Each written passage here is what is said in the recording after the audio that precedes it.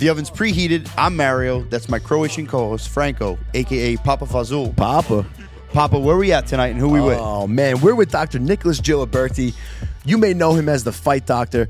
We're hanging out. He invited us to the Movement Underground, where he's the chief doctor of physical therapy. We're in Seaford, New York. We're going to talk about anything and everything you could do over here in the Movement Underground. We're going to talk a little bit of UFC. And I can't wait to jump into this, man. Get Dr. Nick out here. Keep it cooking in the oven. The oven. The oven. Yep. The oven. The oven. The oven. The oven. Yep. The oven. The oven. The oven. Smells good. The oven. The oven. Yep. The oven. Thanks for joining us, brother. Thank you for having me. Dude, thanks for having us. Yeah, thank you for having us, bro. You kidding me? This place is beautiful. Unbelievable. Our humble man. abode. Humble is an understatement. This is like state of the art, man. Built by Mr. Mike Stella. I am just grateful to be a part of this franchise, so to speak. Dude, it's right in Seaford, man, right around the corner. This is good to know. I can get a good stretch going in here. I'm telling you, when we walked in here, I felt like I had to like bend down and touch my toes. It felt so good in here. It makes you want to move. That's it. I got to ask you right off the bat, how do you get the name The Fight Doctor? That's a good question. I get that a lot. So the Fight Doctor began, I have to give full credit, and I say this all the time. It came from Nikki Rizzles from the Rizzology podcast. Okay. So it actually originated from when I was a student. So I was a student of PT. I actually graduated fairly recent. It's been a pretty quick transition into just this world of PT, rehab, and combat sports. So I was as a student, I was working at a clinic, at a facility. And what happened was a bunch of the guys from Sarah's and Longo's, they found out that I was doing PT work, relatively local. Mm-hmm. So everybody started coming by because, you want to work with the person who understands the nature of your injuries and, trains with you. So we keep it La Familia always. That's a good crew to have La Familia. Yeah, I agree. Very grateful for that. And what happened from that point was, it just started to gain traction. And I went on the Rizzology podcast when I had graduated because he wanted me on earlier. I was like, wait till I get the doctor title. Yep. Then we could do the actual introductions. And then he said to me midway through the podcast, he's like, I find it really cool that you've become somewhat of the fighting doctor. He's like, I think we got to start calling you the Fight Doctor. So immediately in that moment, you see my eyes light up in the frame. I'm like, ooh, that's it. Oh, I like that. What'd you say? Because the best nicknames are always the ones that you don't give yourself. You can't give yourself a nickname. We have a guy at Sarah's they're trying to. He's trying. I'm not gonna say names, but you'll know who this is if you're watching this. They're trying to call him the necrophiliac. Okay. And he's trying to not have that be the case. He might be stuck with that. I'm like, dude, you didn't come up with it, so it's it might stick now. Honestly, man, sometimes you just have to own that nickname. Yeah. It's like Blue Mountain State when they called him Couch. Sometimes you just got to own that nickname. I said you got to lean into it a little bit deeper. Yeah, and make man. it really weird to the point where people don't even want to call you that anymore. Who would you say to you, who's the most notable fighter that you've had the experience to work with? Notable meaning what? Because that takes on many definitions. Well, I guess to you. To me, it's always going to be Matt Frevola because Matt's my first professional athlete I've ever worked with. So and it's crazy because the story with him is it's when I was working at the clinic as a student, again, we were teammates, we knew each other, blah, blah, blah. But he didn't need to trust me and he didn't need to work with me as a student. Yep. But he's like, you know what? Let's do it. Let it rip, dude. What are we going to do? So to have that trust, I'm always going to have a special place in my heart for Matt, being that A, he's my teammate, B, he's just an all around great dude. C, we've come to the point of brotherhood and friendship, way beyond just that professional relationship. That's awesome. So, and to have that trust early in my career and to refer people when I was at that level of being, again, just a student, Matt Frevola, he takes the cake. Just all around great dude. Team Steam, baby. Yep. To the death. Till the day I die. That's our guy over here. It's so important to have people believe in you before you make it. It's easy for everyone to believe in you when you're already there. Yeah. But for someone to, hop on when you're just getting started, what an incredible feeling. Not for nothing, man. Steam did the same thing for us. He was our, second episode ever 3 years ago. And he was just like, yeah, man, let's do this. came to Jackson's 2 years back and just had a nice meal. We're like, dude, he was the first one that, really jump started this for us too. It was it made it like, man, we got to keep this going. Matt's he's just a good dude. Like the whole he's family. Just a great, yeah, Literally. 100%. Except for Tommy. Tommy sucks. Like I had the the privilege of being trusted with like it's crazy to say. It's like, him, they have the little baby now, they have Cash, just to be like, I was treating his wife during her pregnancy. Like that to me is like, that's the type of trust that you like to have me be trusted with that weight of responsibility.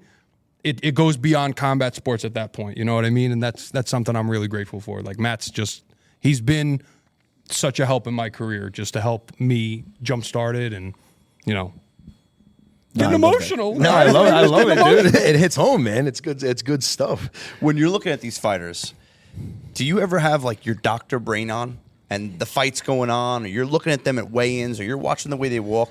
Are you picking up like their imbalances, like their muscular imbalances, or anything like that? Are you seeing weaknesses before they even get in the octagon? Like sometimes, I mean, there's always like some people that you see, whether it's people I've worked with or people I haven't worked with, where it's like, yeah, that's a staph infection. Like that guy's definitely on antibiotics. Like there's been a few times that like, you look at, for instance, Benoit Saint-Denis versus Renato Moicano, I believe, right? Mm. And everybody had Benoit. He was the heavy favorite. Just coming off, after fighting Matt at Madison Square Garden, just bulldozing through people, four first round finishes, combined ring time of like maybe 3 minutes in his last 4 fights, and then he walks into that fight, and you're looking at it, it's like that's a staph infection. He's definitely on. If he's on antibiotics, he's going to be compromised, and sure enough, like you get hurt.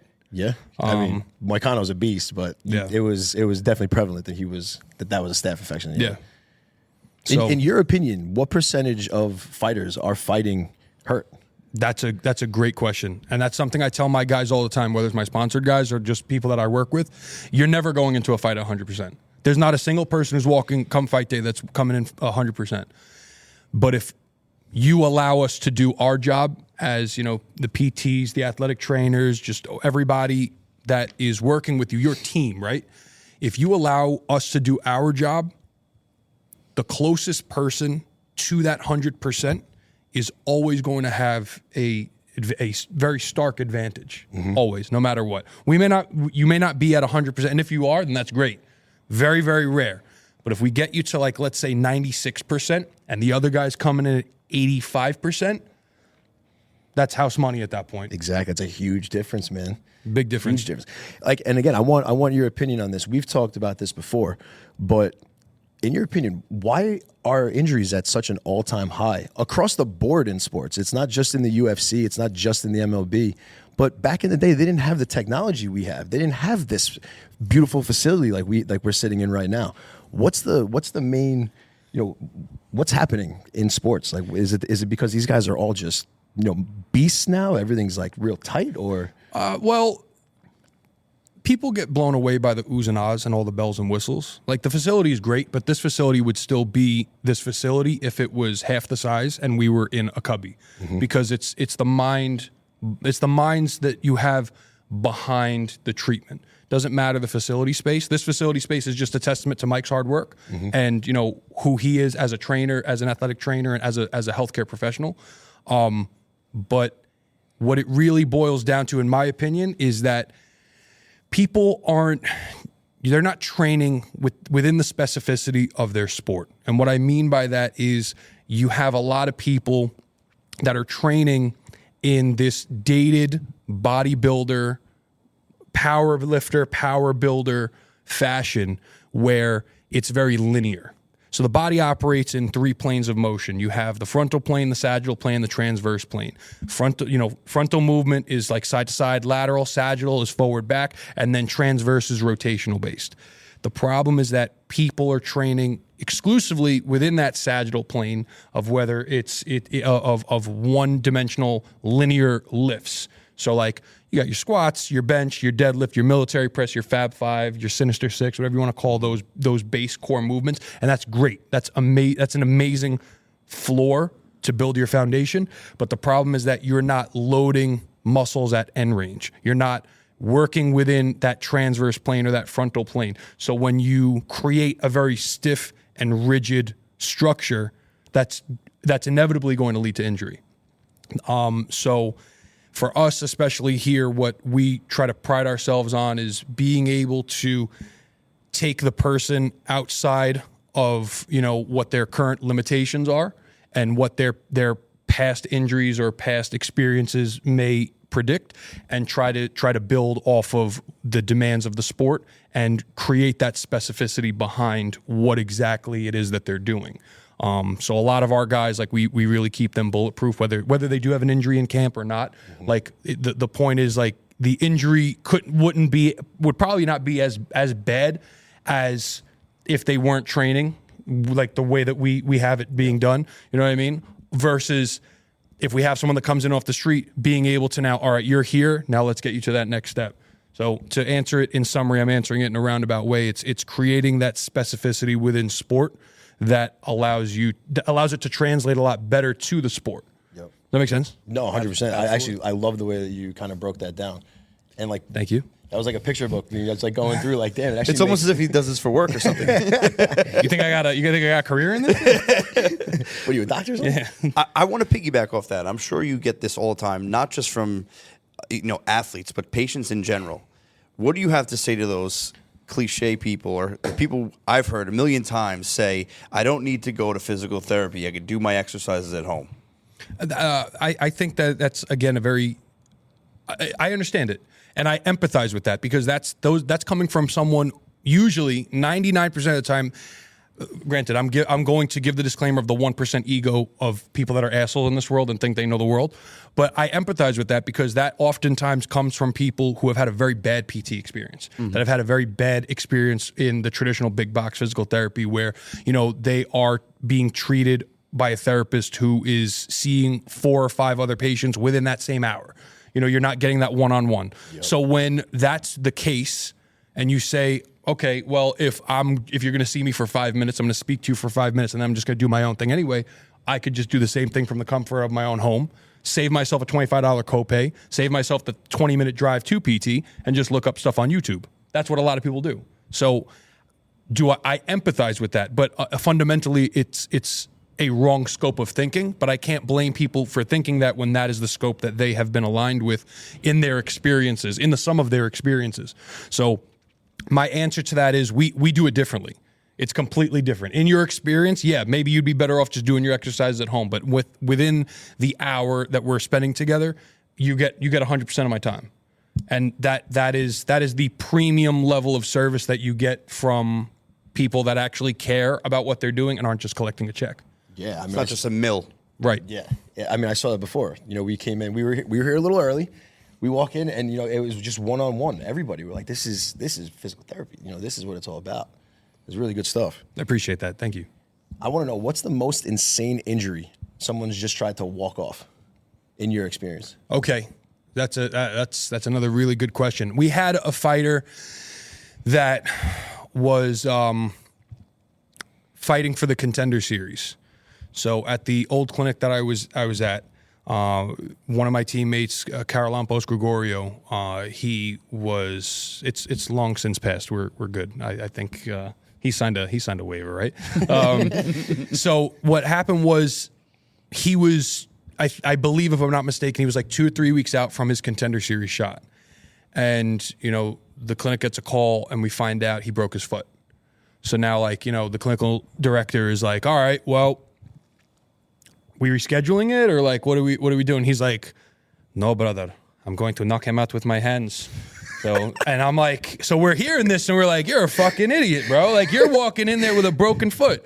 So obviously, and this is why I love fighters, bro. This is why I love combat sports, because if it was, again, I love LeBron too, but if it was LeBron, if it was Jordan, if it was anybody else, if it was Kawhi, they'd be sitting out the rest of the season. If it was Hamza. You know what I'm saying? If you have a broken foot, everything in your head should be telling you should not be stepping into a cage where they're going to lock it behind you and another grown man is going to try to hurt you. But this is why I love combat sports. This is what gives me the rush to wake up in the morning, because you have people like that say, I don't give a shit. Against all odds, I am going to overcome. So he says, listen, doesn't matter, brother. I'm going to knock him out with my hands.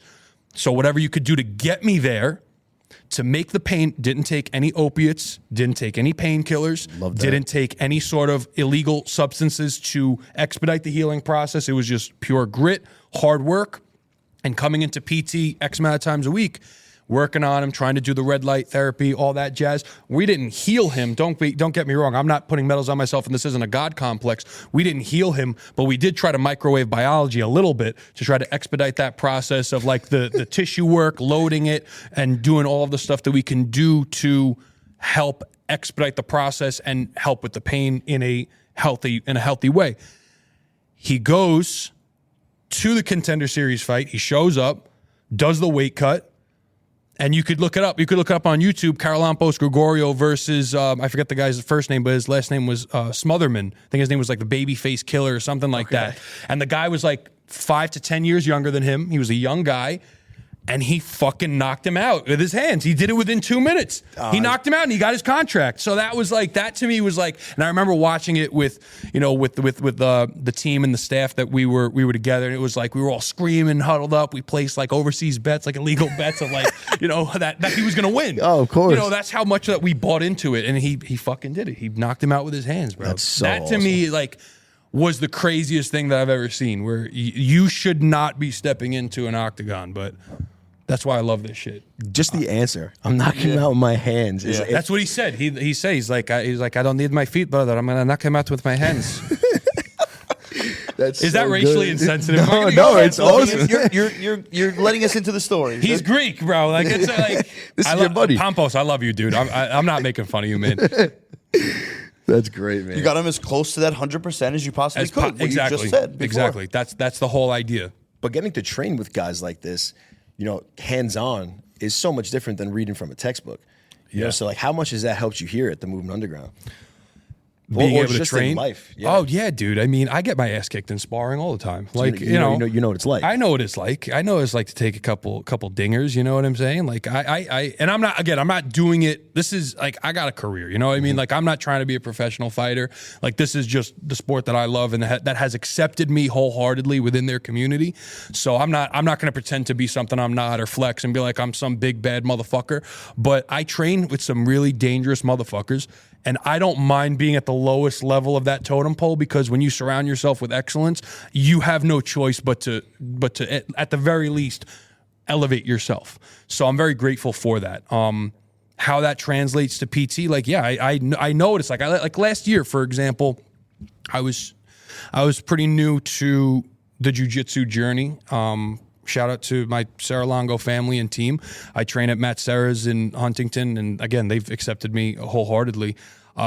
Just off of a fluke injury, I had a partial peripheral tear in my meniscus and LCL just off of rolling, you know, and that shit happens. Like I had to rehab myself, and I'm not crying boo-hoo about it. Like, it's nobody's fault. It's the nature of the sport. Shit happens, but it's part of the game. And when you understand the nature of the sport and you understand the culture of the sport, you do things differently and you operate under a different mental framework, because what that does is a lot of times if any of my patients or like my teammates are watching this, they'll understand what I mean.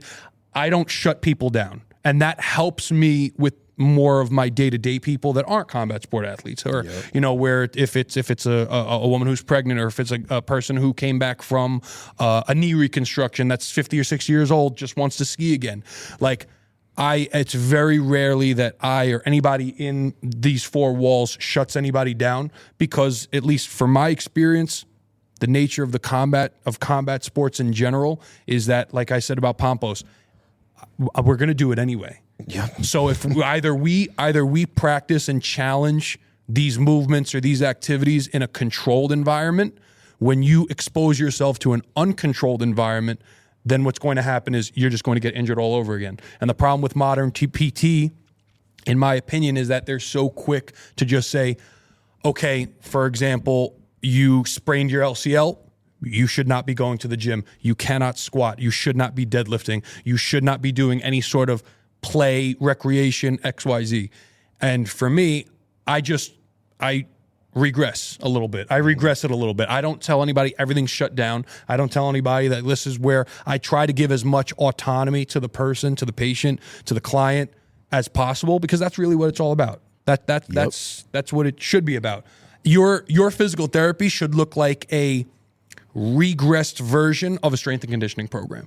Absolutely. That's how I view it. And that's how Mike views it, and that's how all of the other strength and conditioning coaches and therapists that we have on staff here, that's how we view it. It should be a regressed or a modified version of strength and conditioning, not just some cookie cutter program that someone from ChatGPT just cooked up and, That's what it is nowadays, man. Yeah. I got one for you. Ice or heat? My philosophy is usually either ice then heat, or just heat alone but never ice alone. And the reason for that is the same reason why I tell people that as soon as they sprain their ankle or something, my advice, and this is my disclaimer so that nobody sues me, talk to your doctor before doing any of this stuff. This is not medical advice. This is just my opinion. Not today. Not today, exactly.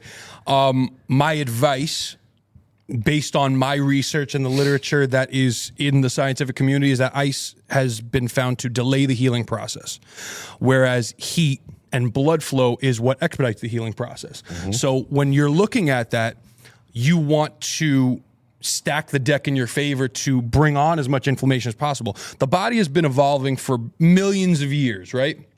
So it knows how to heal itself, but we have different ways of being able to expedite that and help stack the deck in that favor. Anytime you take an anti-inflammatory, and ice is in fact a more topical anti-inflammatory, I guess you could say external anti-inflammatory, you're delaying the healing process, which you want the inflammation, which is going to bring on that cascade of peptides and proteins and collagen production to help facilitate the healing and the blood flow and all that jazz.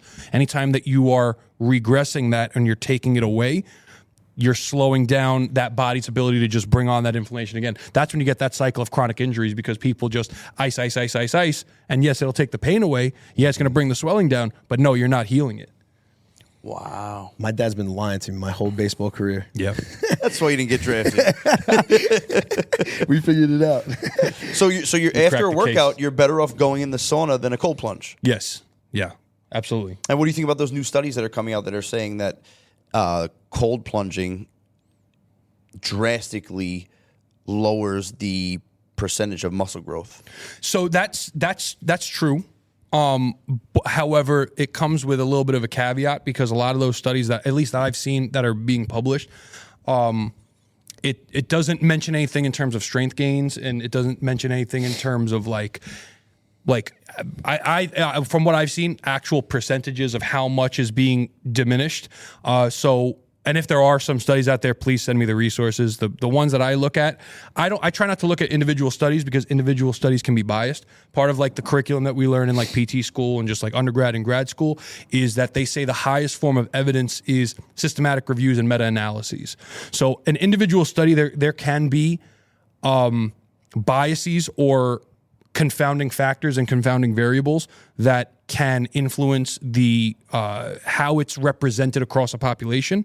So, for example, I would want to know, what is the sample size? I would want to know, what is the age of that sample size? I would want to know how long was this study? I would want to know what type of study was it, because there are different studies that have certain biases. Was it a randomized control trial? Was it a case control trial? What type of study was actually conducted? So when you're doing that, Who funded the study? Exactly. That's the number one glaring thing. Who funded the study? So when you're looking at systematic reviews and meta-analyses, what that does is it takes thousands of studies or hundreds of studies, but it takes hundreds or thousands or however many, we'll just say hundreds of studies, breaks them down into, does it fit the criteria? Are there any confounding variables? Are there, whatever? What are these results of all of these studies? What is the sample size of all these studies? And it represents, and then it gives us, it spits out the results with respect to a mathematical analyses of what the results are. So studies don't help us be right. Mike actually says this all the time, so I have to quote him on this. Studies don't make us right. Studies allow us to be less wrong. So and what can be representative of the majority of the population may not be representative of the person that's in front of you. So I always say treat the patient, not the diagnosis, because the diagnosis can be one thing, but there are certain studies that say, cupping doesn't work, right? Or massage therapy, hands-on therapy, like Graston, like muscle scraping doesn't work. And that may very well be true. That's perfectly fine for the majority of people. But what I've found and what I've learned is that, and what I would want to share with other people one day when it comes to reading these individual studies, is that evidence-based practice is not solely what the research tells you. Evidence-based practice it's a triage. It's what the research tells you. It's what the patient responds to. And it's also what you as a practicing clinician have experienced in your career, and what you've seen works and what you've applied in your own environment. So that's where that evidence-based practice comes into play, because a lot of people put so much weight on the individual studies without recognizing the full scope. So with all that said, how frustrating is it for you when you're trying to treat the patient and you're not seeing eye to eye with their DO or their MD? That happens all the time. That happens quite often. So sometimes there is that intervention where I'll get on the phone and I'll intervene. I'll be like, hey, let's collaborate, because you don't want to burn ties with people, but at the same time, excuse me. Sorry, I had to burp. We'll cut this. Don't worry about it. Now we're leaving that in. Leave it in. Fuck it. So again, another thing I got to quote Mike that he says, how many people has your surgeon rehabbed? 0. And how many people have I performed surgery on? 0. Sometimes you got to remain within the scope of that practice. And even still with like certain medical doctors, I'm not knocking medical doctors, I'm not knocking surgeons. There's a 360 approach that I like to employ personally, just because I have an extensive background in different areas. Like, for example, I graduated with my undergraduate degree in nutrition and food sciences.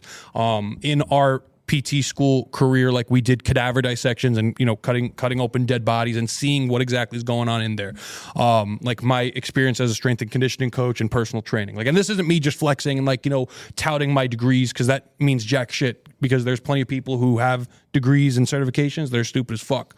But my experience goes within this 360 approach of recovery, strength training, nutrition, sleep, all engrossing, all encompassing. So where I feel like a lot of where the times that I disagree with a lot of doctors and surgeons or MDs or whatever, or different healthcare clinicians, is that they don't look at the whole scope.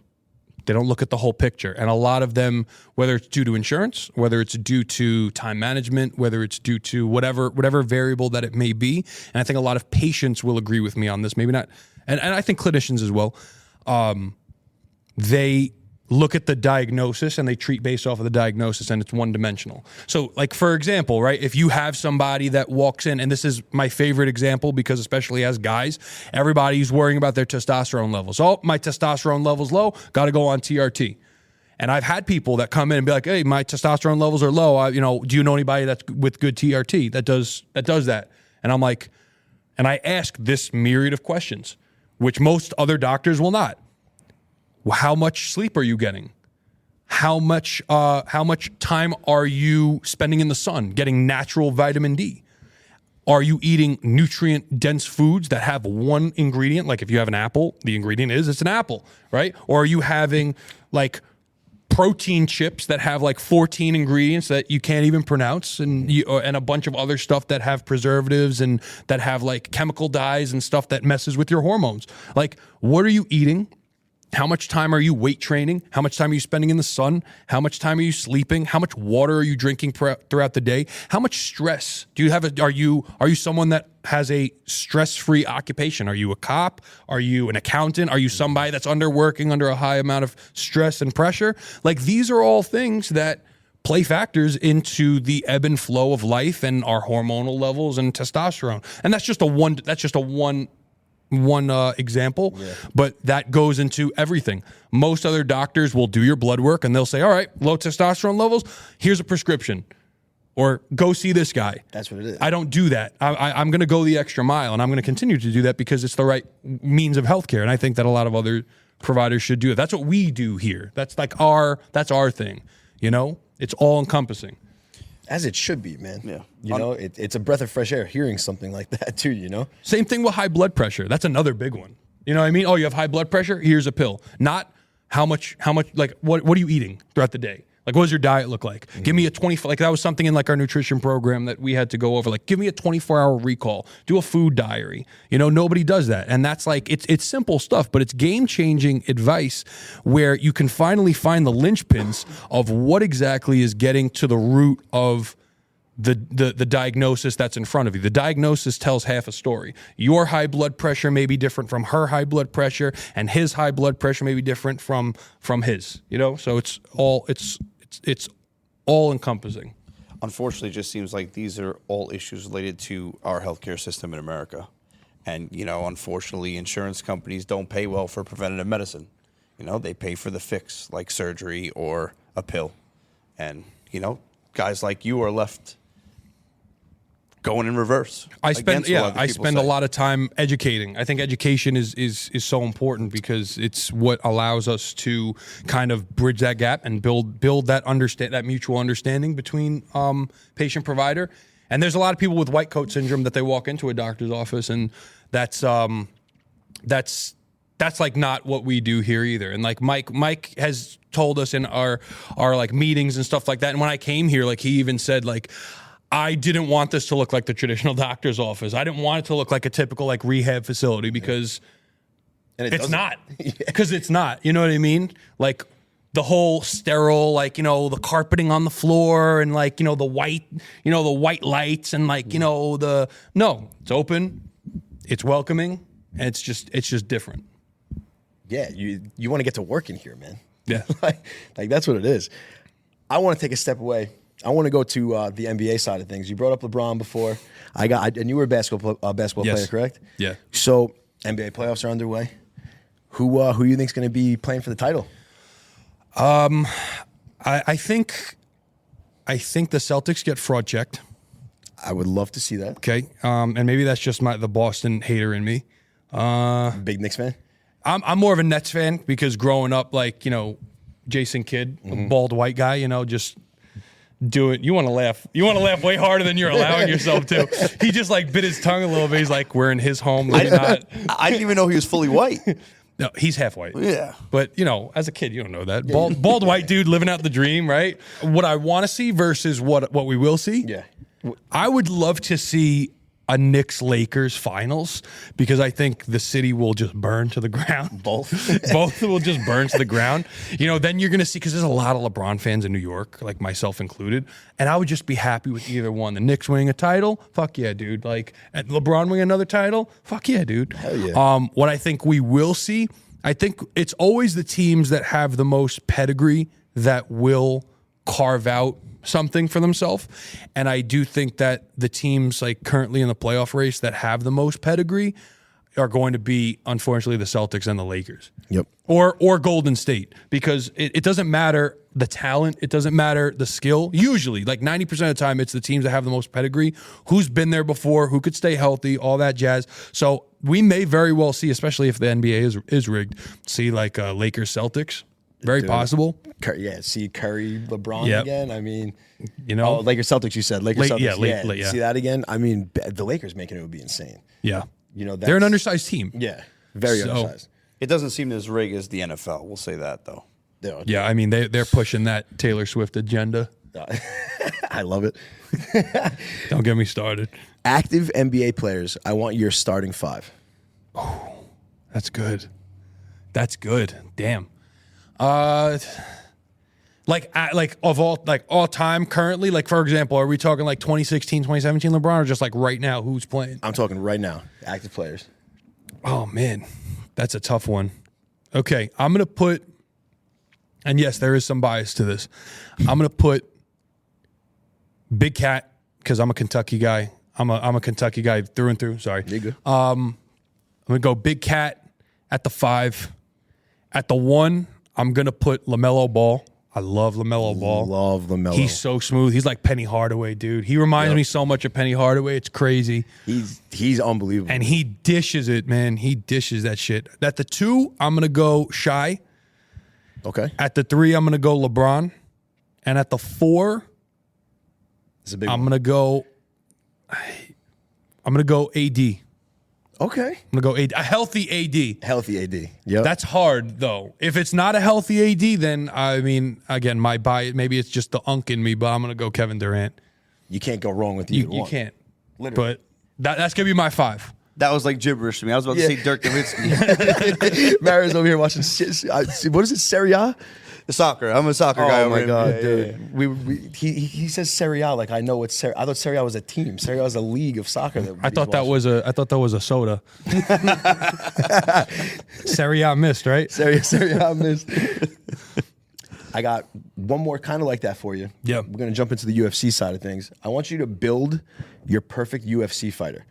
I'm gonna give you a couple things, and I want you to throw out a name for him. All right. Okay. Striking. So who's got the hands, the kicks, the kill switch combos? So are we talking boxing striking or are we talking kickboxing striking? Because those should be 2 different questions. Oh, you put me on the spot here Boxing now. versus kickboxing are going to be 2 different things. We'll do boxing for now. Okay, boxing, I'm going to go Ilya. Okay. What about ground game or BJJ? Those should be 2 different things, dude. I know. Wrestling and BJJ. I don't want to give you. No, He's showing how much of a casual he is right no, now. ground game. Can we turn the cameras off? I'll help him construct a better question. The people call him out all the time in the comments. That's casual Frank. Wrestling is next. Okay, striking. Okay, boxing, striking. I'll do both. Okay, boxing. let's go both. Okay, boxing, striking. I'm going to go Ilya Topuria. Kickboxing. I'm going to go with Alex Pereira. Okay. Jiu-jitsu. I'm going to go with Charles Oliveira. Love that. Wrestling. I'm going to go with. It's hard, man, between Islam and Marab, but Marab just doesn't get tired, dude. I'm going to go Marab. Okay. I'm going to go Marab on the wrestling. What about chin? Chin. That's a tough one. Who takes the most punishment And just doesn't. and just doesn't get knocked out? That's really a tough one. We'll come back. Yeah, we'll come back to that. Cardio. Marab.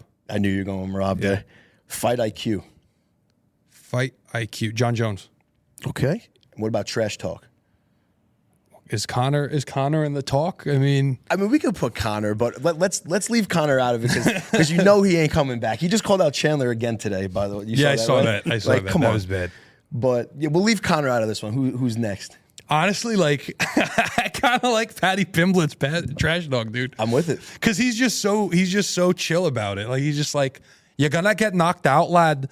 You're trash. Like I don't know, Patty. I mean, like some people might say Dreykus, but let's go, Patty. I love it. On the trash talk.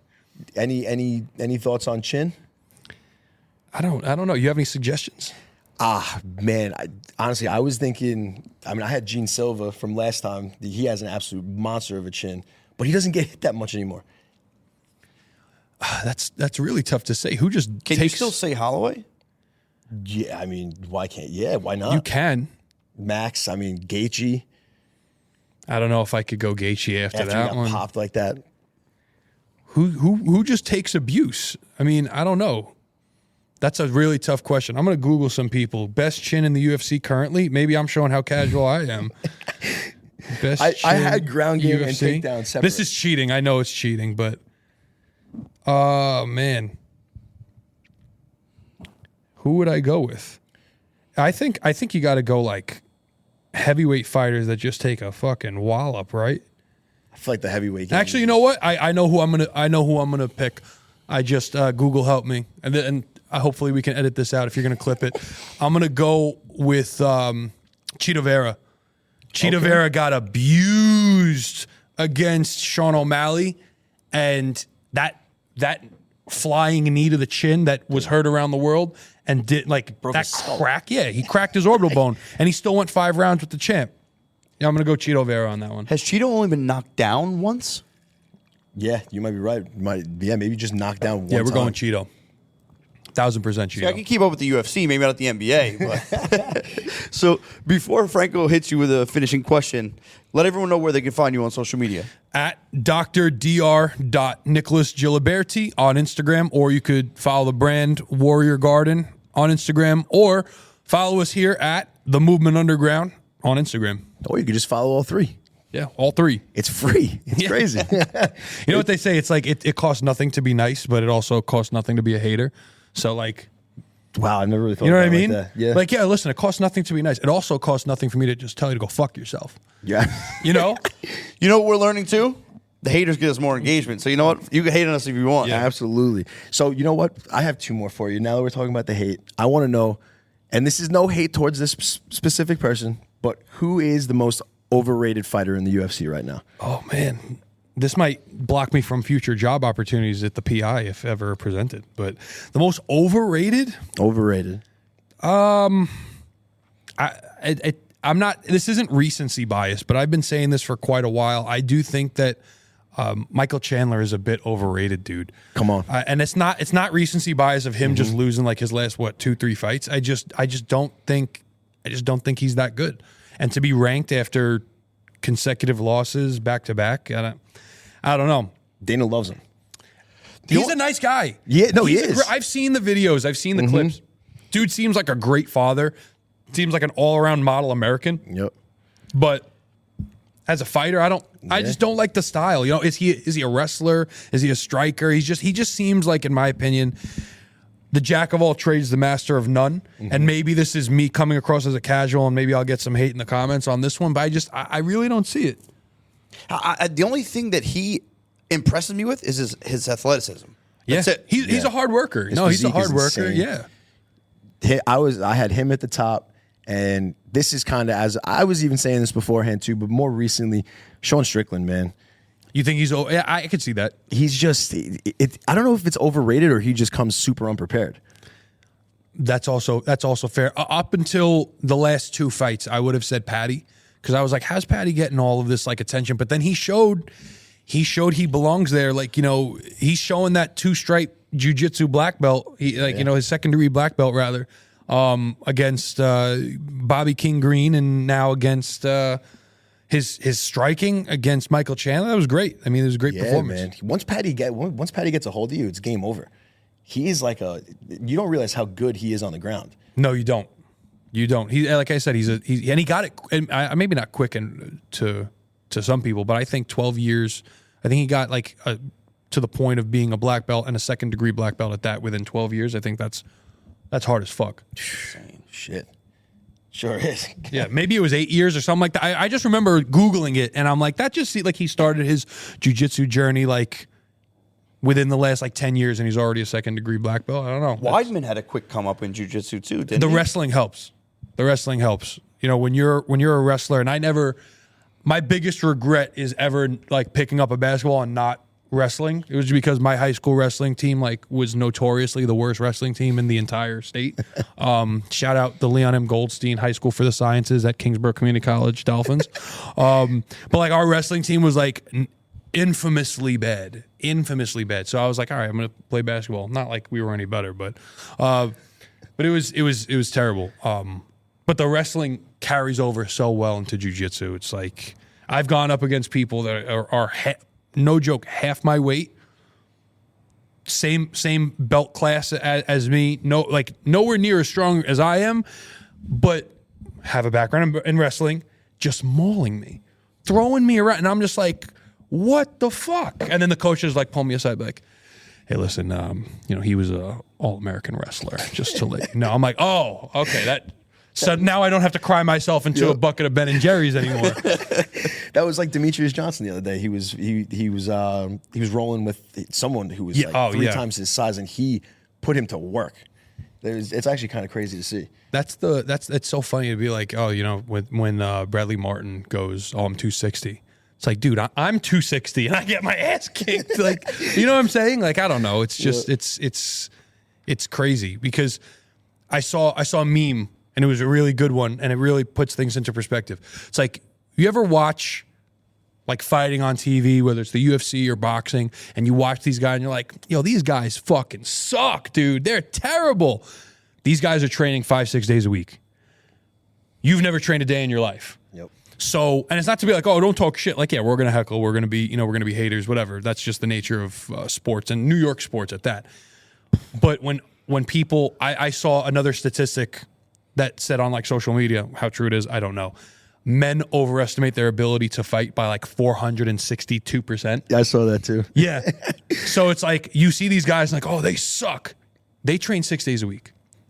If you think they suck, which is fine, and you think that you could do that, you probably can't. And you know what? When you're training in a sport like jiu-jitsu or boxing or something like that, it actually makes you take a step back too. You don't get more aggressive. You don't say, oh yeah, I can kick your ass, your ass, your ass. When I was training and doing some grappling, it made me think twice. And I'm like, I think I'm good because I know this much. I don't know what he knows. That guy over at the bar might know that much more than me. And now I'm in that much trouble. You know, so it kind of makes you understand where you stand in the world a little bit better. Yeah, that's 100% right. And also, just to piggyback on top of that, you don't know what you're capable of either. Because you're training against, let's say you're training against killers and you're getting your ass kicked, or maybe you're kicking their ass, and you're like, oh, you know what, this guy at the bar, it's me versus you, that primal, like, aggressive mentality. And then you crack someone, their face hits the pavement, and now they're seizing on you. That's happened. I know people that's happened to. Now they're seizing on the pavement, and now you caught a case. Yep. You know? And it's it's crazy. It's funny because, like, all of my street fights have always ended up, we're on a basketball court. Like, whether it's at the parks or anything like that. The moment I started learning how to fight, I keep kicking you, and it's a damn shame because your shoes are not actually, they're very beautiful. Thank you. Franco hates him. To say actually, it makes it seem like I underestimated him. That's not the case at all. I'm sorry. That was a very poor choice of words. I fucking hate him. No, they're we nice. Gotta get him some Jordans. Those are man. Sambas. Classic, right? Yeah, these or are Gazelles. No, these are Sambas. Yeah, see? Sambas. I like your shoes too. They're the threes. But as I was saying, me being a foolish young man, yeah, all of my street fights have been on a basketball court, and when I was in Brooklyn, like, and then the moment I stepped into a boxing gym was the moment that I was like, oh, okay, shit, yeah. Then the ego gets checked at the door, and it's like the more dangerous you become, the less dangerous you want to be. Absolutely. The best way to win a fight is to avoid it when you're in the streets. Yeah. All Mario's fights been on a basketball court too. All right, I want to hit you with the last one. I want to know one person, dead or alive, that you can sit down to dinner with and ask any questions to. Who would it be? Oh, you guys come with some really good questions. This is great. You guys, damn, this is me stalling. You learn that in public speaking 101. One person, dead or alive, that I would want to ask questions to, or like learn from, or anything like that. Yeah, anything. You're sitting down at dinner, just kind of just like what we're doing here. Forgive me if this is like vain or narcissistic. I would want to talk to my younger self. Is that a thing? Can I do that? That's a fantastic answer. We've never gotten that before. I would want to talk to my younger self as like a little kid at the most, like, because, like, when, growing up, like, I don't know if you've seen, like, some of the other podcasts that I've been on, or, like, a little bit about my story. Like, I had a rough childhood and rough upbringing. So, like, and this isn't me, like, I'm not a victim. I'm not, like, pity party, like, boo-hoo, please feel bad for me. Like, that's not where we're going with this. But what I am saying is, like, I would love to kind of, because it's very easy now in the position that I'm in to kind of oftentimes forget, like, how far I've come and how bad, like, some of those days were. And there's some days where I'll sit back and I'll, like, reflect a little bit. I'm like, yo, dude, like, people with less means to be able to fuck their life up have done far worse. And, like, you're here. Like, be blessed. Someone's, be grateful. Like, someone's looking out for you. So I'd really like to kind of go back to, like, my younger self and maybe just, just be there. You know what I'm saying? Yeah, man. Does that sound corny and, like, lame? I don't know. What's the first thing you'd say? Man, what would be the first thing I would say to my younger self? I wouldn't ask. I'd be like, you're going to be good. Like, you're going to be okay.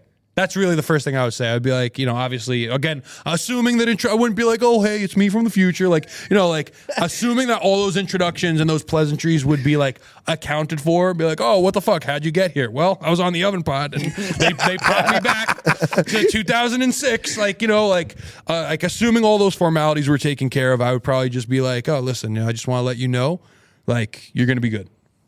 Everything that you think is like breaking down, like everything is actually falling into place. Like you'll be fine. Like all the doubts that you have, like all of that the shit that you're going through, like trust me, it's gonna be worth it. You touched on one of my favorite lines there. Things aren't falling apart; they're falling into place. Yeah, it's true. They always are. It's always a bigger plan than ours. I would be remiss if I didn't. And this is me. This is who I am. You guys knew who you got when I was coming on the pod. Like I always give glory to God. Like that's really what it's all about. I give credit and give thanks to my Lord and Savior Jesus Christ. Like that's really what it boils down to. Faith. Without faith, it's nothing. I hear you. And that's where the gratitude comes into play. Amen, brother. This was awesome. Yeah, bro. Love that. Thank you again. Thank you for having us, man. Appreciate you guys. The movement underground, baby. This is it. Take us home, kid. We're the Oven Podcast. Don't forget, if you're on YouTube, like, comment, share, spank that subscribe button. And audio listeners, follow us and leave a 5-star review. And don't forget, there's always an open seat for you at the Oven. Yes, sir. We out. Don't forget, we teamed up with Underdog Fantasy. We have a promo code OVEN. We're going to give you 50% cash back on your deposit, maximum $500. That's a free $250 in the bag for you if you do it the right way. It's free money. Money in the bag. And W Energy. Same code OVEN. Get you 10% off your first order. I think every order, actually, correct? Every order. Every order moving forward. 10% off W Energy drinks. They're the clean energy. We love them. You're going to love them. Keep it cooking in the oven. The oven.